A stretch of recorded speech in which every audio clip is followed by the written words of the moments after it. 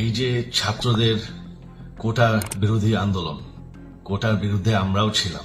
শুরুর থেকেই আমাদের সরকার কোটা সরিয়ে দিয়েছে, আমাদের সরকার তাদের সম্পূর্ণ দাবি মেনে নিয়েছে। এটা আদালতের একটা রায় ছিল, এটা আমাদের সরকারের করা ছিল না। তাও আমরা অ্যাপিল করে দ্রুত এই কোটা তুলে দেই। তাতেও আন্দোলনকারীরা সন্তুষ্ট না, তারা খালি দাবি বাড়িয়ে যাচ্ছে। এখন দাবি হচ্ছে যে সরকারের পতন। তবে সরকারের পতন হওয়ার পর কি হবে, কি হবে এটা কেউ ভেবেছে? আমরা বাংলাদেশে গণতন্ত্র রক্ষা করে রাখতে চাই।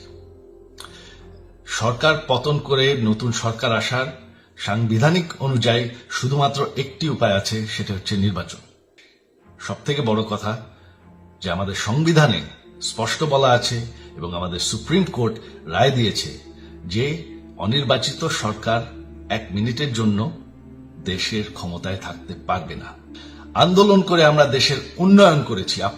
আপনারা যে বঙ্গবন্ধুর মেয়ে শেখ হাসিনার বিরুদ্ধে বলছেন, আজকে শেখ হাসিনা না থাকলে বাংলাদেশ এতদূর আসতে পারত?